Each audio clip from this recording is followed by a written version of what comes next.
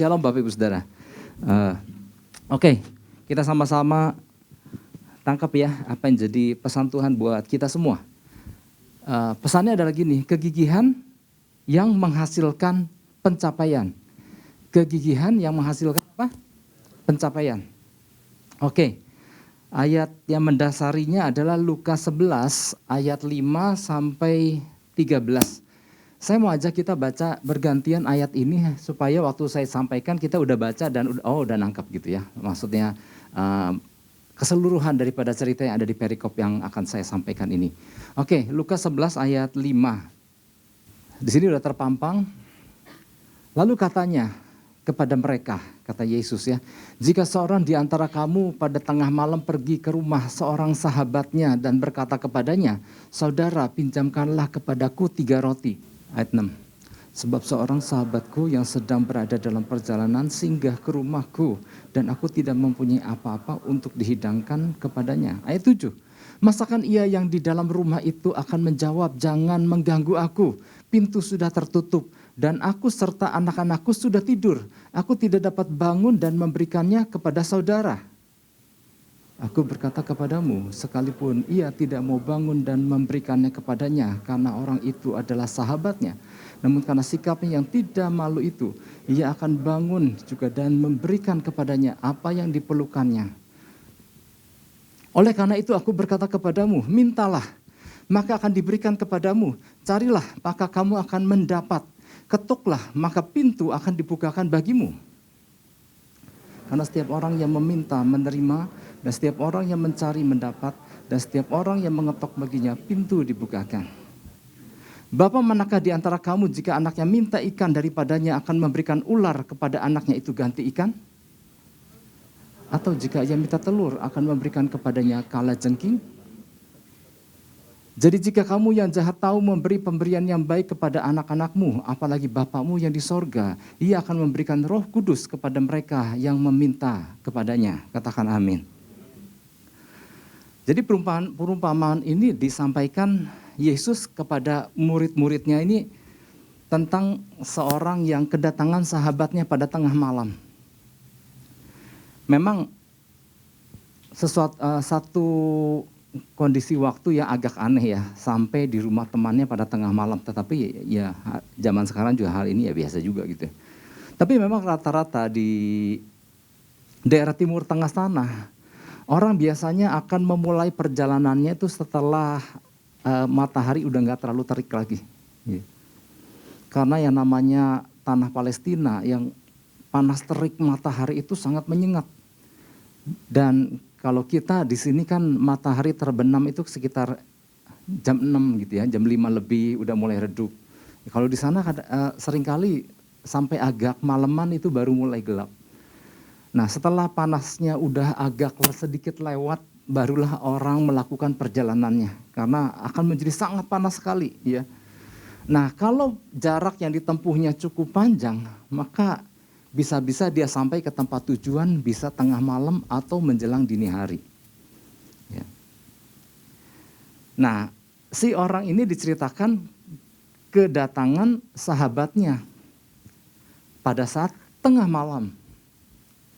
Nah, di mana dia melihat kondisi sahabatnya ini datang tengah malam dan sebagai tuan rumah, waduh kok ngedadak gitu ya. Jadi kelihatannya memang nggak memberitahu.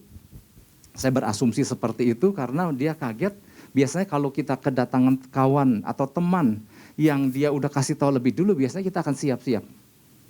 Nah ternyata dia nggak punya cukup bahan yang untuk bisa dihidangkan untuk menjamu sahabatnya yang baru datang tengah malam itu. Lalu apa yang dia lakukan? Dia pergi ke tetangganya. Mau pinjem, bukan minta, mau minjem roti. Di situ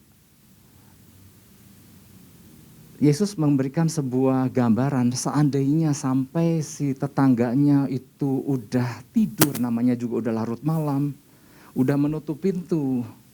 Tetapi si orang yang membutuhkan roti untuk dihidangkan buat sahabatnya, dia akan terus mengetuk dan meminta supaya si orang yang dimintanya itu sampai memberikannya. Dan akhirnya singkat cerita, diperolehnya roti yang dipinjamkan 3 lembar itu. Dan dia bisa menghidangkan kepada sahabatnya yang baru datang. Nah, kisah ini jangan salah tangkap.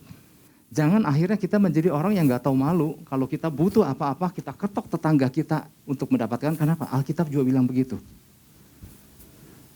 Kita harus lihat, perumpamaan ini diberikan Yesus dalam konteks, kalau kita lihat ayat 1-nya, judul perikopnya adalah apa? Hal berdoa.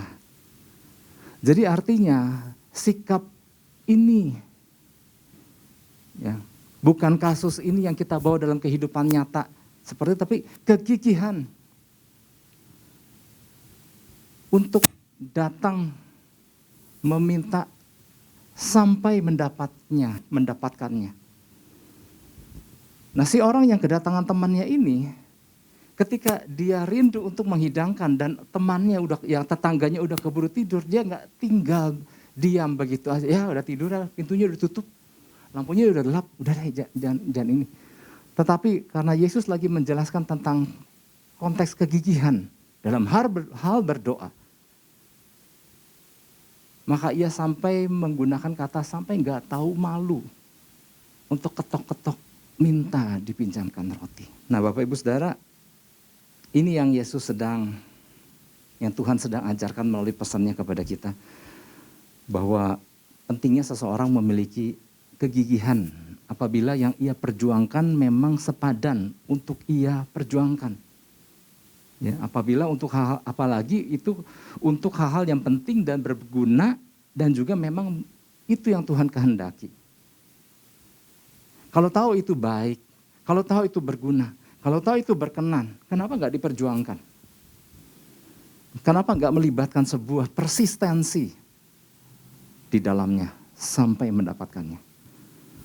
Nah, ini jadi pesan Tuhan buat kita. Tuhan ajarkan murid-muridnya, termasuk kepada kita saat ini, untuk tidak menjadi orang yang mudah menyerah. Juga Tuhan lagi ngajarkan untuk tidak menjadi orang-orang yang nggak memiliki daya juang. Ya, cuman begitu aja. Bukan hanya sekedar berjuang untuk perkara-perkara jasmani seperti roti untuk dimakan yang orang dunia umumnya juga lakukan, tapi memiliki sebuah kegigihan untuk berjuang akan perkara-perkara ilahi yang jauh lebih penting dan memiliki nilai kekal. Orang seringkali gigih untuk perkara-perkara perut. Tapi untuk perkara-perkara ilahi nggak terlalu ngejar.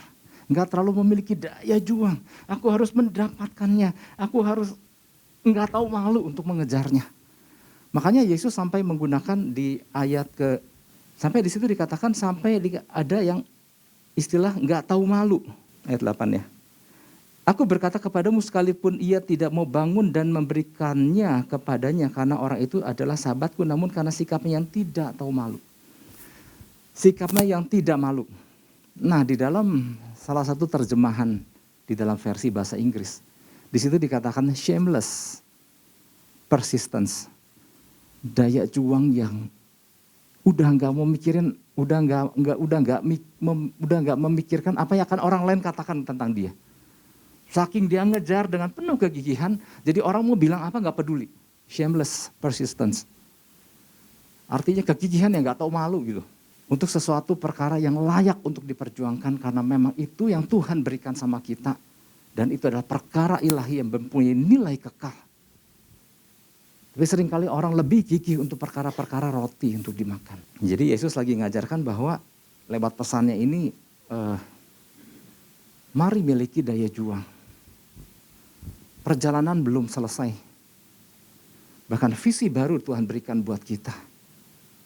Apakah kita mau menjalani kehidupan sebagai orang percaya mengiring Tuhan yang loyo, yang gak memiliki daya juang, yang gak mau mempertahankan apa yang harus dipertahankan dan gak mau mengejar apa yang harus dikejar.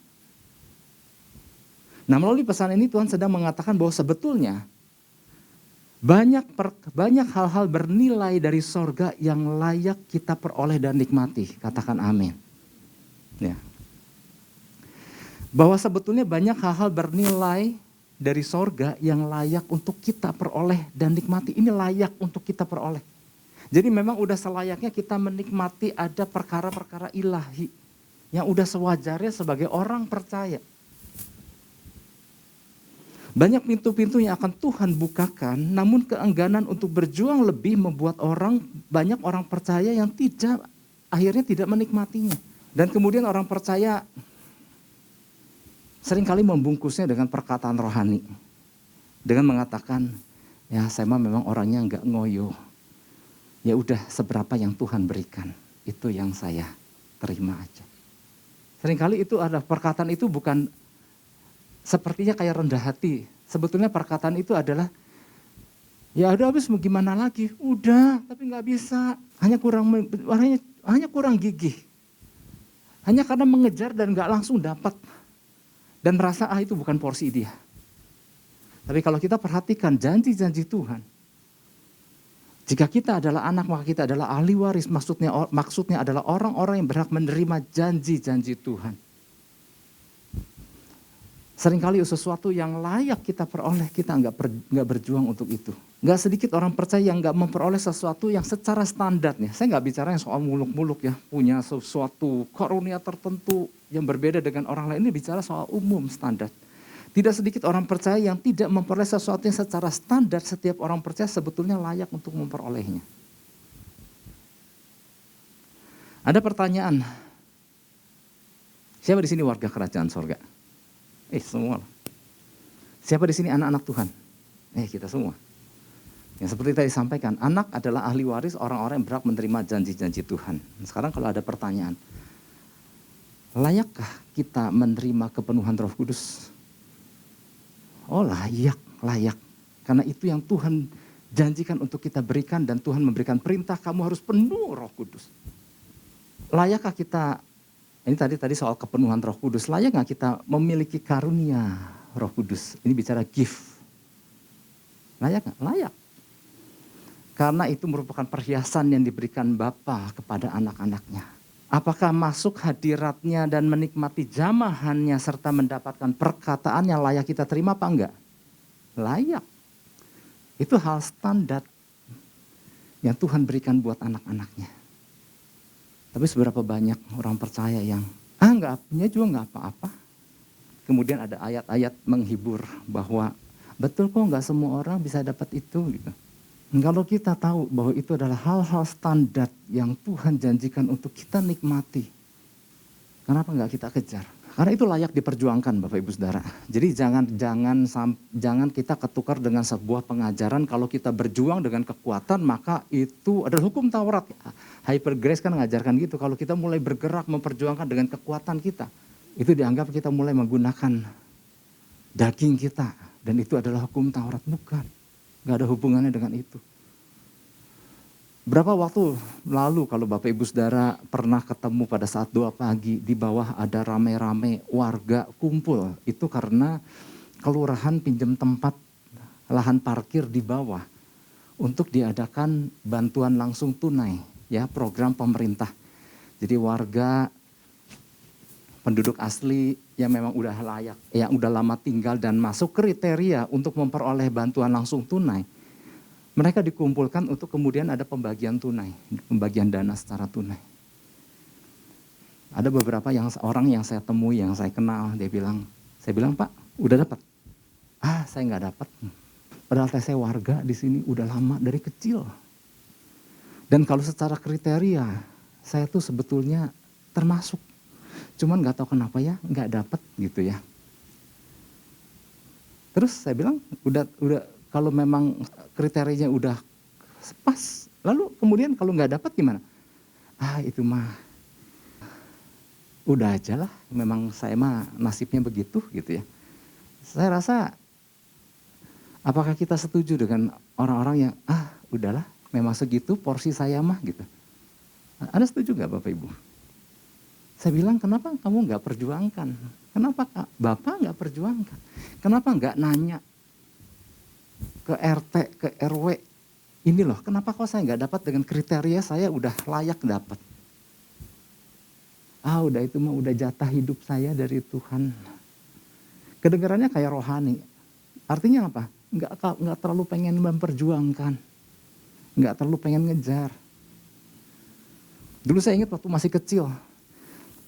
Saya bersama adik kakak itu kan ada iklan kalau beli susu, kemudian di dalam box susunya itu ada warna merah, itu artinya dapat hadiah beberapa gram emas. Yang emas yang kecil gitu ya. Emas yang setitik.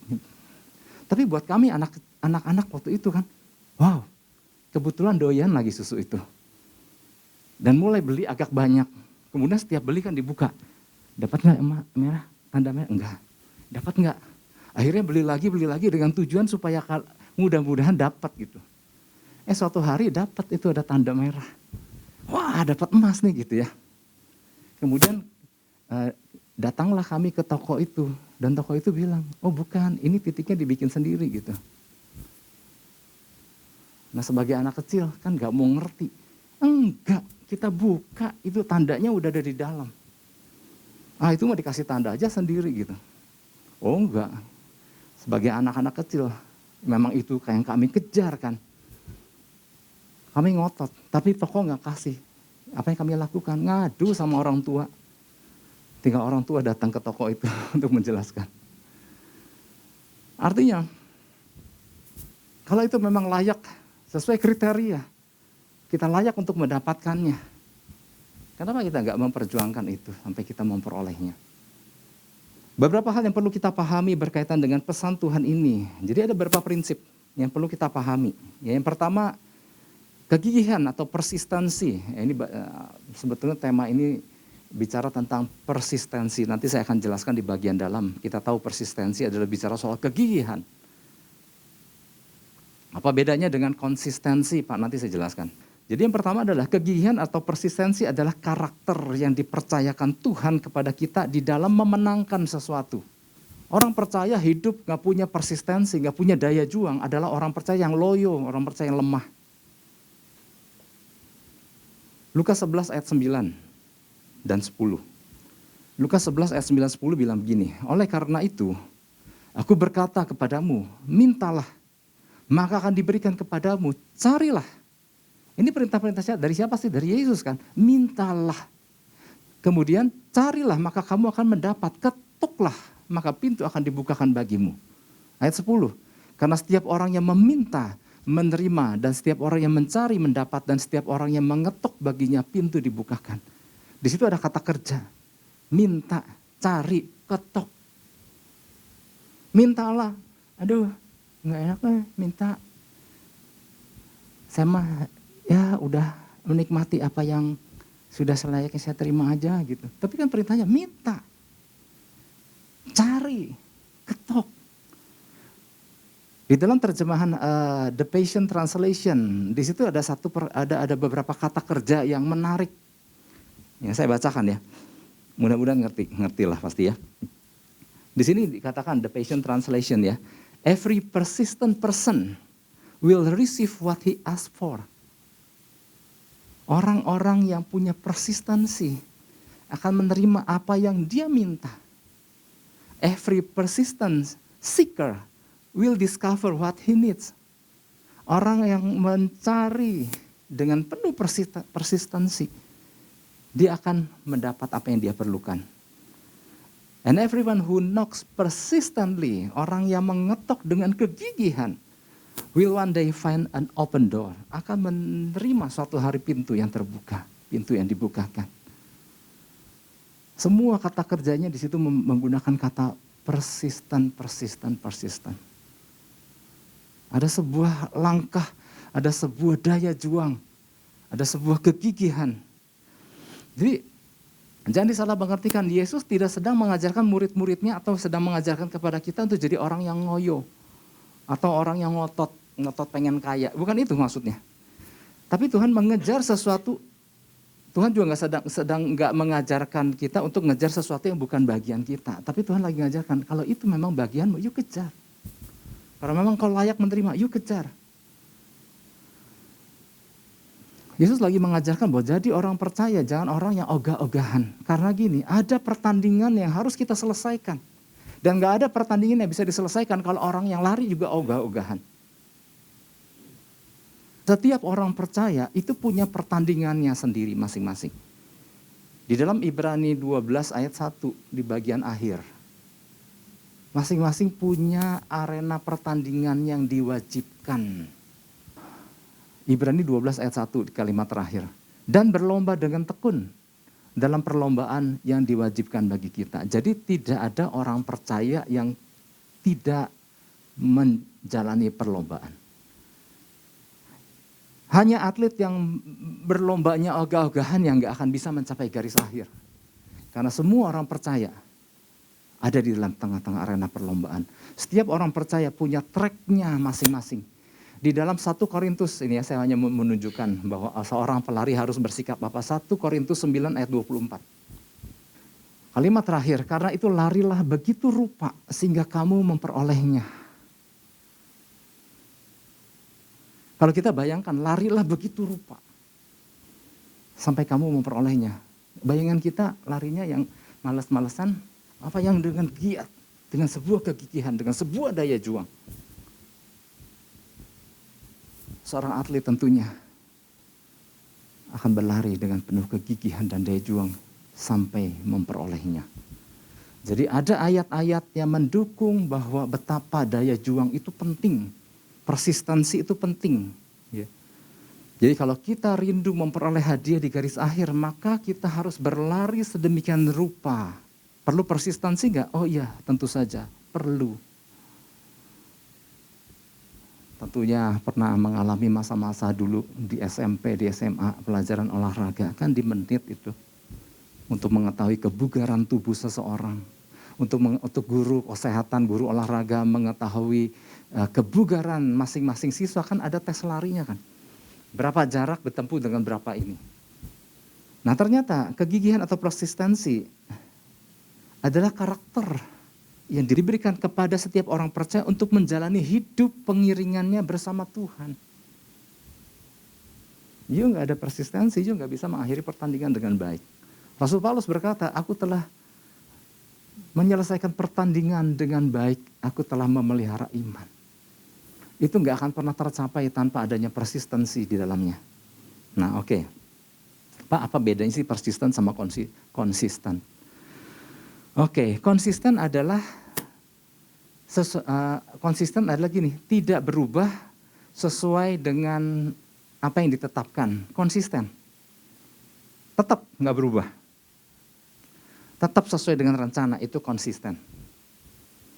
Kalau orang bentar ke kanan, bentar ke kiri, bentar mood, bentar semangat, itu namanya nggak konsisten.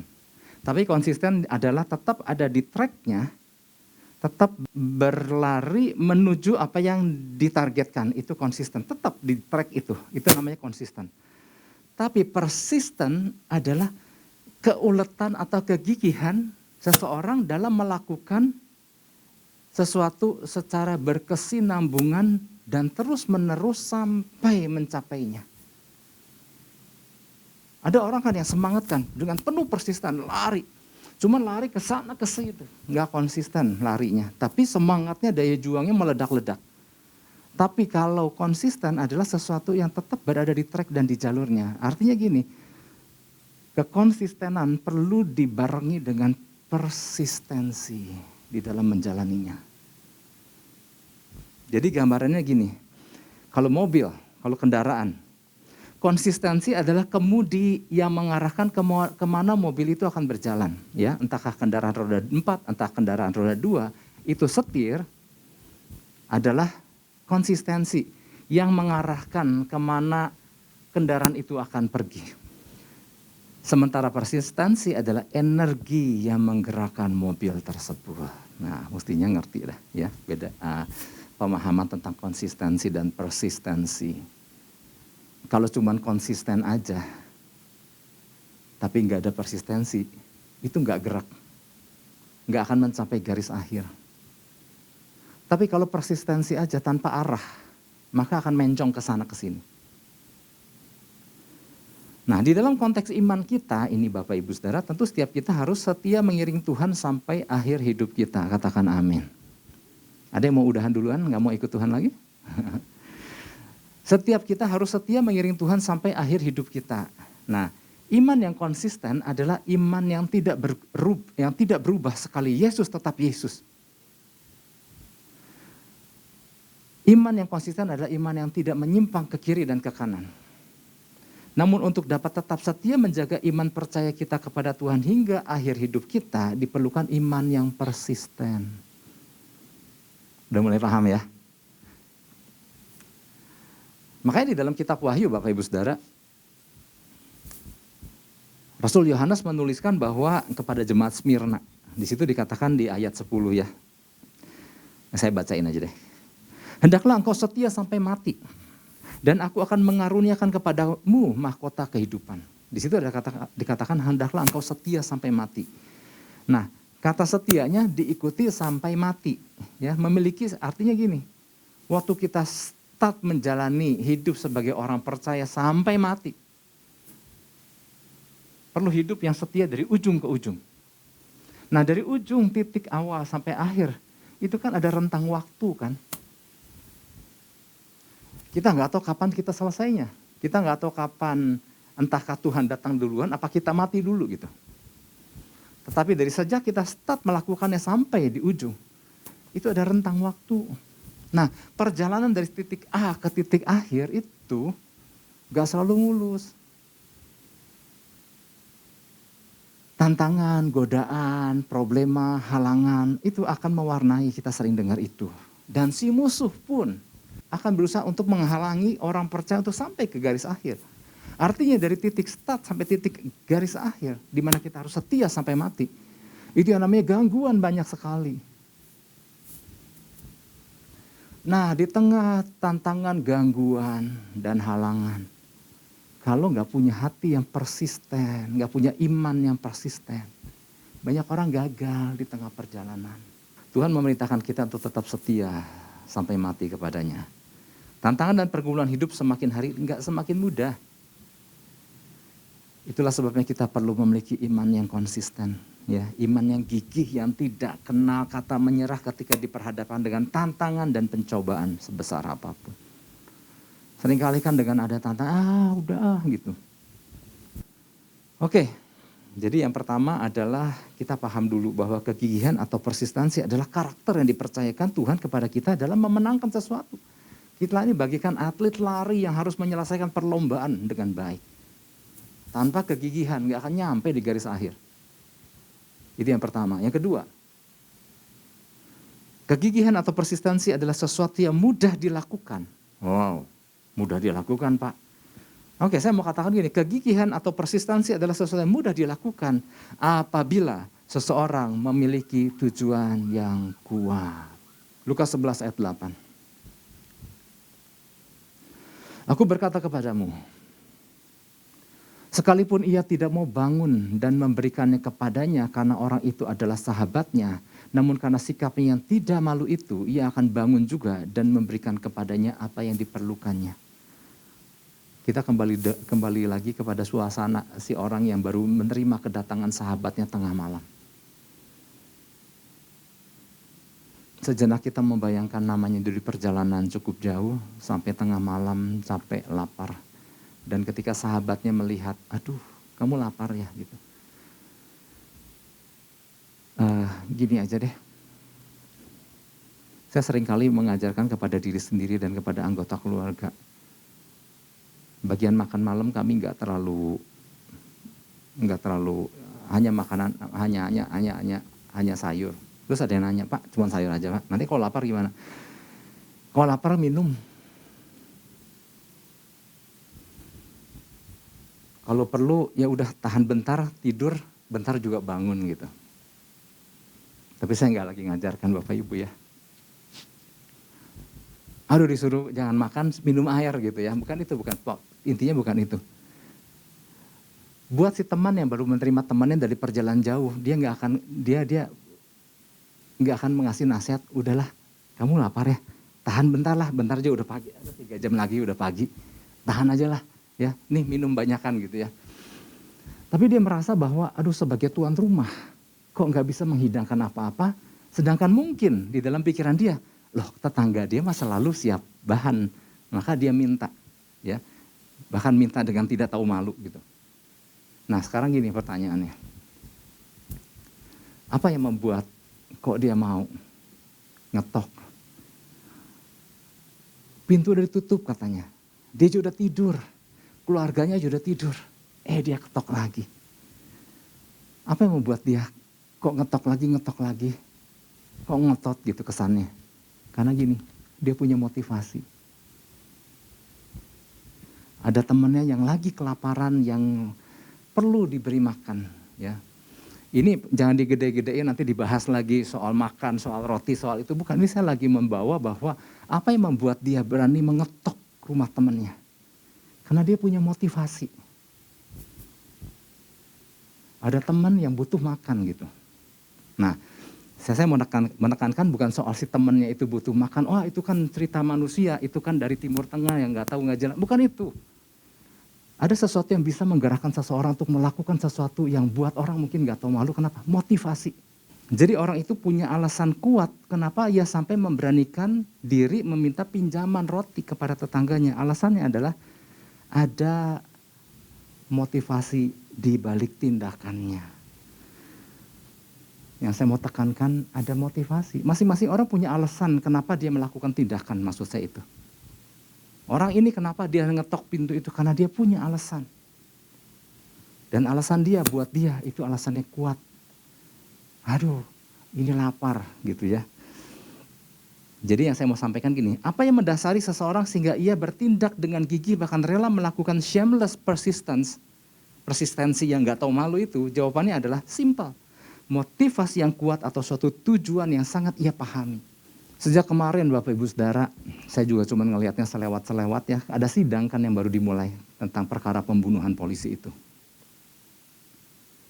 Tapi rasanya cukup lama. Semua orang pengen tahu, apa sih motivasi yang sebenarnya, kenapa dia sampai bunuh? Kan ada banyak versi kan, motivasinya karena ini, motivasinya karena itu. Tapi pengen tahu di akhirnya sebetulnya apa sih? Ya, kalaupun terungkap pengen tahu gitu ya.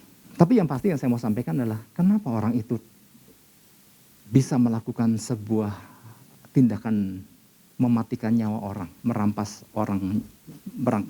nyawa orang. Yang pasti ada motivasi kuat di balik tindakannya itu. Ada apa? Motivasi yang kuat. Entahkah karena dendam, entahkah karena lagi memang mau menutupi sesuatu, kita nggak tahu. Tapi yang pasti ada motivasi kuat. Kalau orang nggak punya motivasi kuat, nggak akan melakukan tindakan seheboh itu, sesadis itu. Jadi yang saya mau sampaikan adalah gini, ada motif kuat di balik sesuatu yang terjadi. Tanpa motif kuat, orang tidak akan melakukan satu tindakan yang menarik perhatian. Motivasi adalah kunci di balik sebuah perbuatan. Kenapa sampai orang melakukan sebuah tindakan yang gigih, yang persisten? Karena ada motivasi yang kuat yang dia pahami. Aku harus melakukan itu, karena aku sadar aku harus melakukan itu. Nah, melalui kisah ini Bapak Ibu Saudara, sebetulnya Yesus sedang memberikan kepada kita sebuah kunci. Bahwa Bapa pasti akan mengabulkan permintaan kita.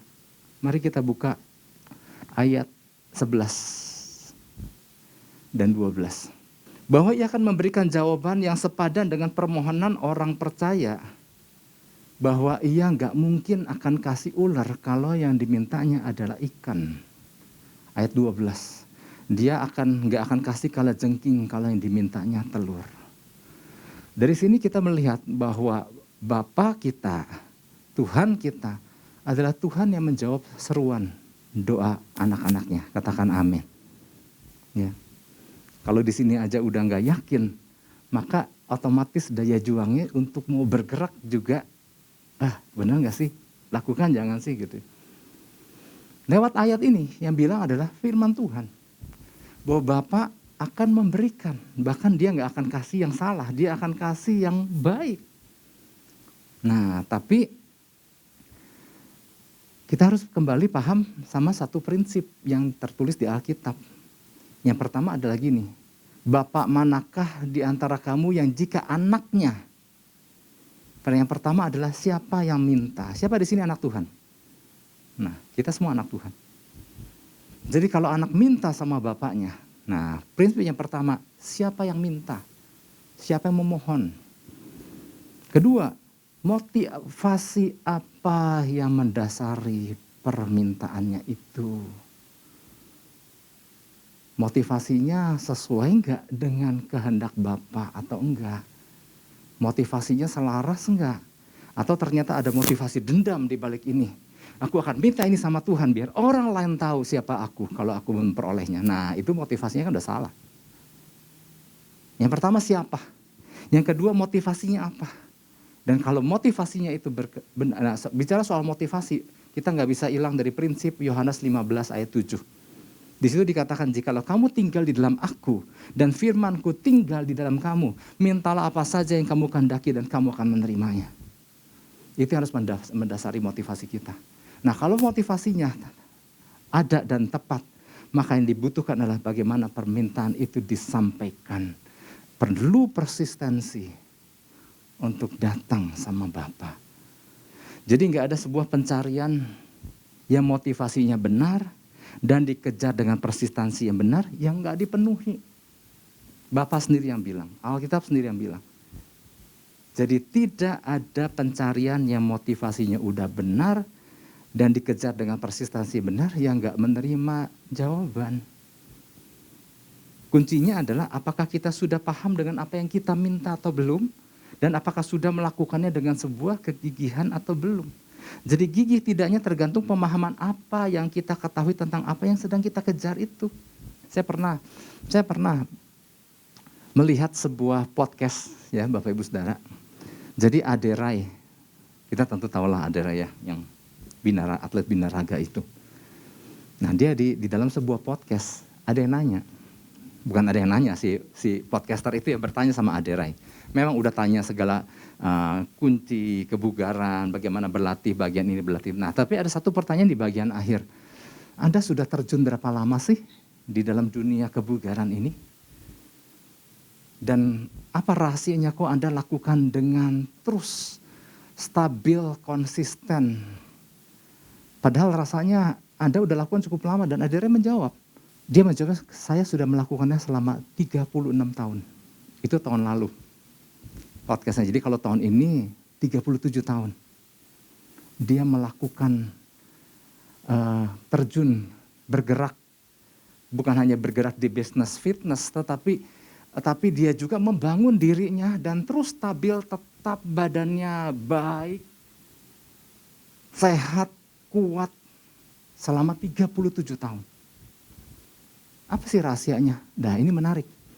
Aderai bilang, pertama-tama kita harus punya pemahaman yang benar dulu apa yang mau kita lakukan. Kalau kita tahu, kalau Anda ditanya mau sehat nggak? Mau. Kalau Anda mau tanya mau punya hidup, punya penyakit nggak? Tentu orang bilang enggak. Udah mau sehat, nggak mau ada sakit penyakit.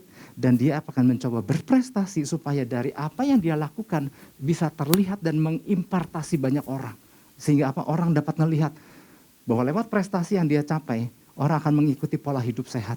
Tapi yang dia tekankan pertama-tama harus punya pemikiran yang sehat dulu akan makna bugar. Jadi harus punya pemahaman yang sehat dulu. Lalu dia tanya ke si penanya, kenapa orang mandi tiap hari?